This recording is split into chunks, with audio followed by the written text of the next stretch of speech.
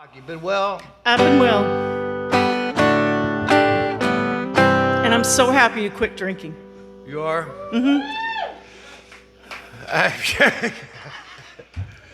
You know, that's not good for a dedicated reprobate such as myself.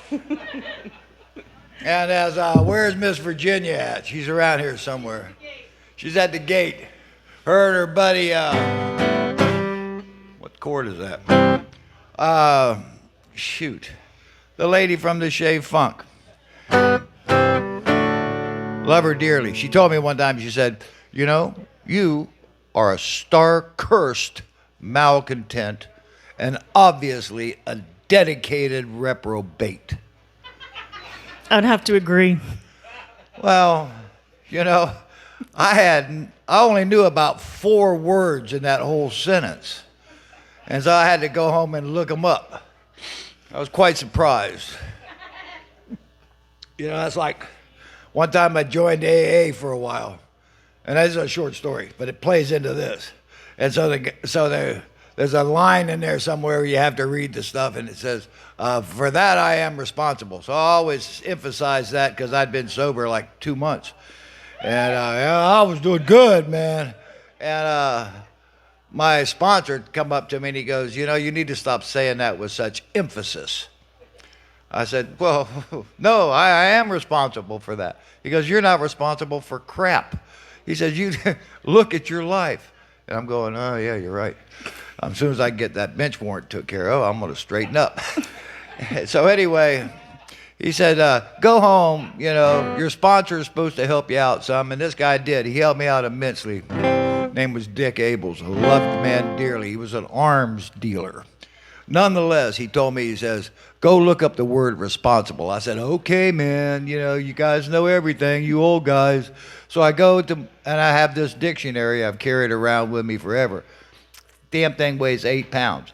But it was an investment, you know. Figured I needed it back in the 70s, I bought it. So I defaced it. Somebody told me, my guru told me one time to cut out the word impossible. So I did that. Then I found out it was a collector's item, and now I ruined the goddamn thing. But so anyway, so I look up the word responsible in the book, in the dictionary thing there, and there's like 6 definitions for the word responsible, of which, being honest, was not a description of any one of my character traits. And I thought, wow, that's terrible. So I looked up reprobate. Yeah, I'm a reprobate. But I'm not star-cursed. I'm blessed. Thank you, guys. And Miss Franks, thank you. This is Alone Again Tonight.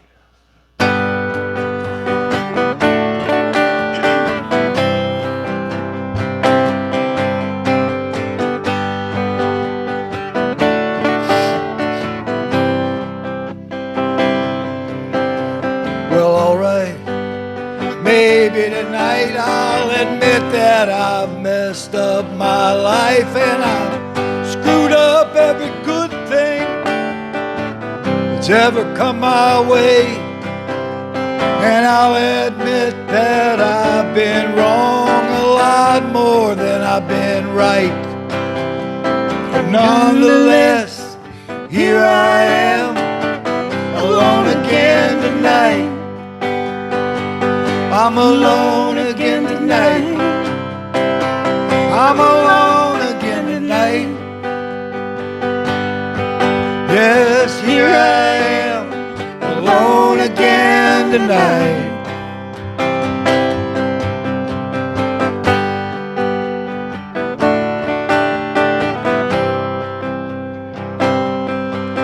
You know, I've been around the block several times before.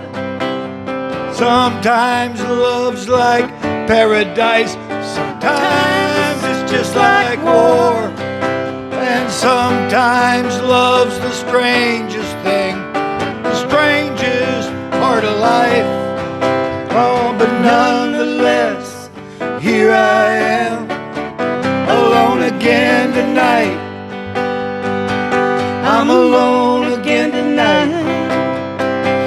I'm alone again tonight.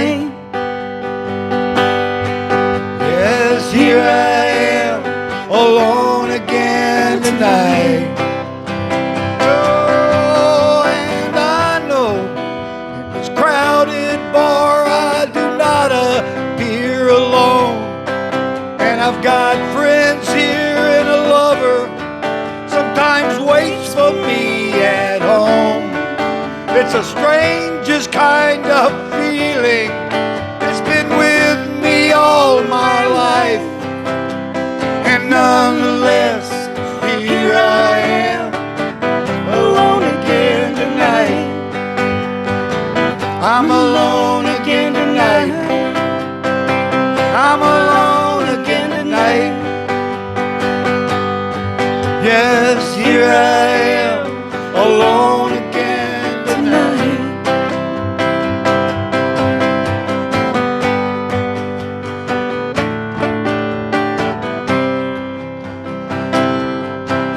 You know there's good love, there's bad love.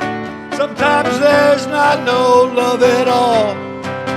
Sometimes I start to feel like I could climb right up a wall. But don't get me wrong, I've no intention of giving up the fight. Oh, but nonetheless, here I am, alone again tonight.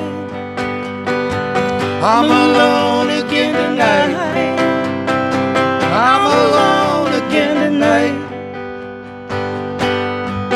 Yes, here I am, alone again tonight.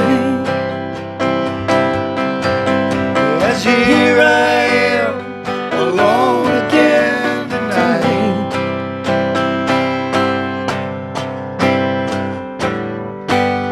Miss Carly Bach. E.T. Morse. Okay.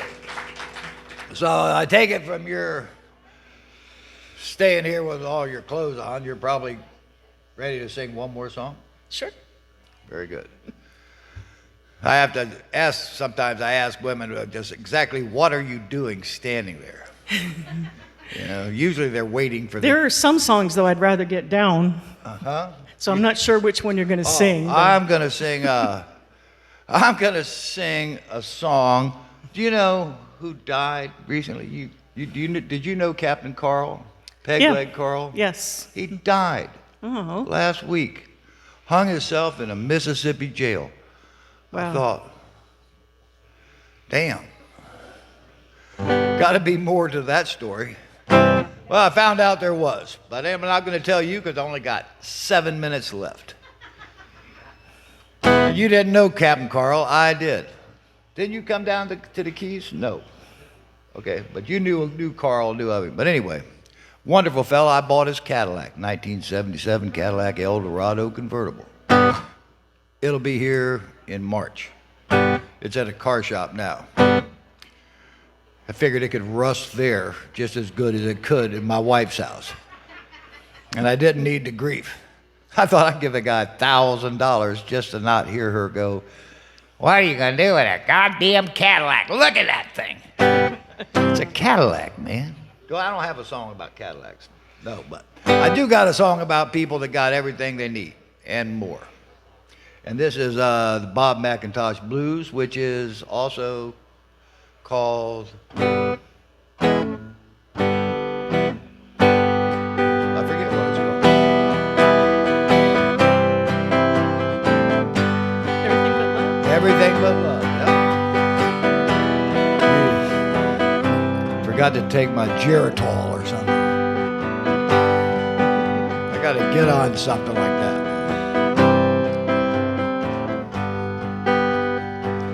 They say you get a little wiser as the years go by. And I'm here to say that's true.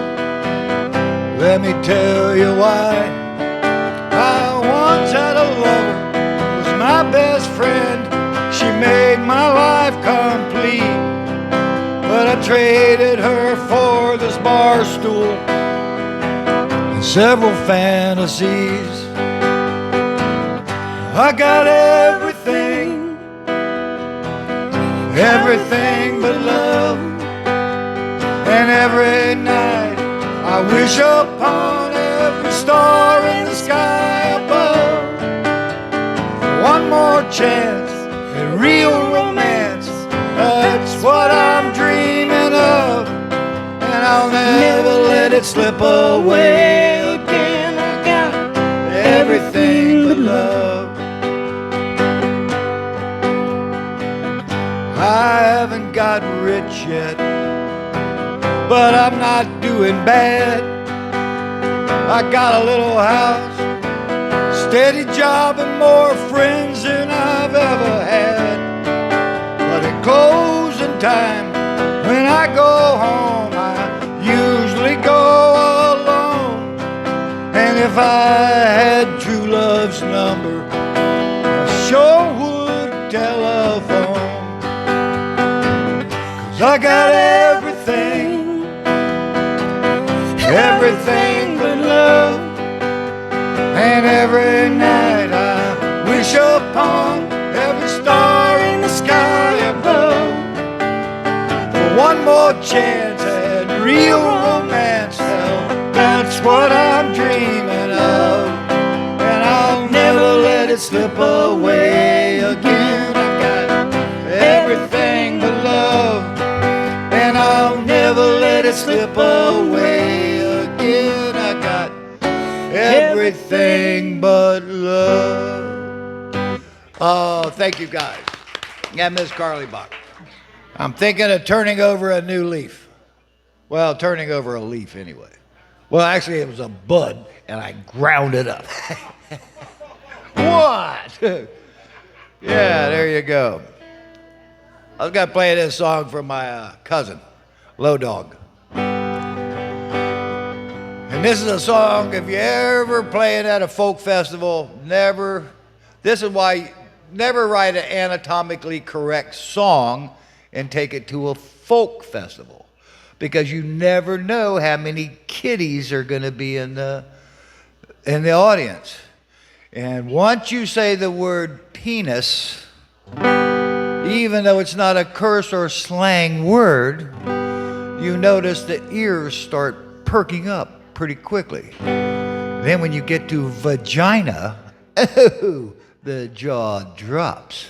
So anyway, I was at the novelty songwriting thing at the Will McLean Festival years ago. And I just wrote it, and somebody had heard it around the campfire the night before, and they said, "Hey man, that's a novelty song." I said, yeah, it is, kind of. Well, go play it. So I figured I'd go get in a chair, and I didn't know the lady that was running it or nothing. And I went, and she made me sit down right beside her and introduced herself. I forget who she was, but nonetheless, she goes, "Well, let's start with you, E.T. Morris. You have a novelty song." And I'm thinking, I'm looking out in the audience, and there's at least 24 little kids with their mommies and their tie-dyed coveralls or whatever the hell. I'm thinking, I can't play that song. Come on, play us that song. You wrote a novelty song. And I'm going, okay. So I'm thinking, I got to figure this out. So I never did figure it out. So I just played it straight, and that's something I rarely have done in my life since I was 14. Play anything straight. So I wrote this song. I wrote this song about the guy named John Gray who wrote a book that caused me a lot of consternation, and the name of that book was Men Are From Mars and Women From Venus. And my wife got it for me because we were separated, and she thought this might be a good way for us to rekindle our relationship. So I got about halfway through the book, and then I come home early one day, and Oprah's on TV with this guy. And so I thought, wow, there's the guy that wrote that great book that I'm only about halfway through, and it's only about this big. But my wife bought the damn thing anyway. Nonetheless, she asked him, "Well, John, you've had the occasion to be married." "Yes, I've been married 3 times. And I'm thinking, you got to be shitting me. You paid $16 for a book that's going to save my relationship with you, and we've only been divorced once, and this guy's been divorced 3 times, and you reward him for that." She says, "Well, men are from Mars." And I said, "Yeah, you're right." So anyway, I wrote this song.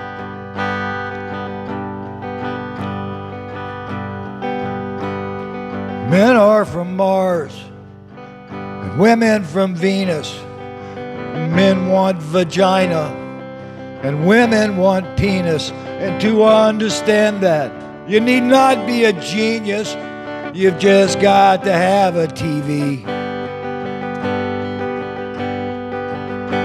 'Cause my wife's cousin, his nickname is Low Dog. Hell, he's 56 years old now. He still wears his hair long, and he'd rather snort cocaine than drink beer or whiskey. He's been married 3 times. He thinks it's a mystery. Oh, but thank God for Phil Donahue and Geraldo, for Sally and Oprah too, and for Ricky Lake and Jerry Springer. Without them, what would we do? Because men are from Mars and women from Venus, and men want vagina and women want penis sometimes. And to understand that, you need not be a genius. Hell, you just got to have a TV.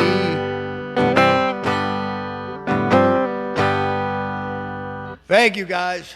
Thank you very much. Thanks, Steve, coming up and playing with me. Ellie, always good to see you, and Rick. Thank you, Bill. Smiling Bill back there running sound. Dirty Jake McCoy back there doing something with the camera.